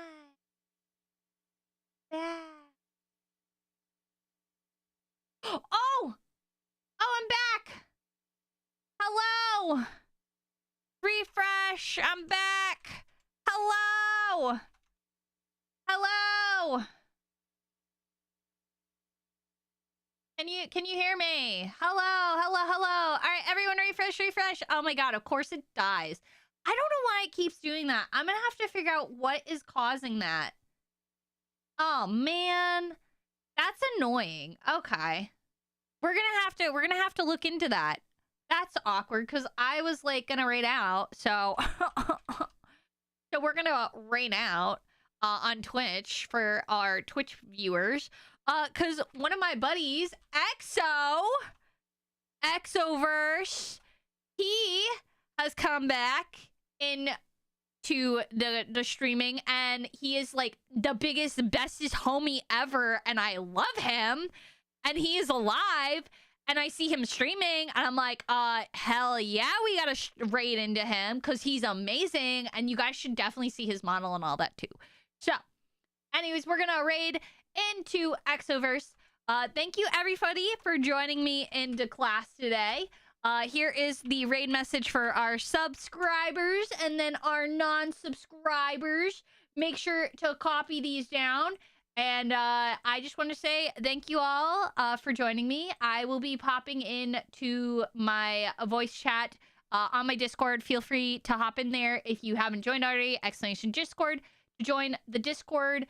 Feel free. I like to chat with you guys after class, you know, just to talk about some stuff, and if you have any questions or anything like that. So I appreciate you all for joining me, and I hope you all have a wonderful rest of your day, evening, and good night. Bye.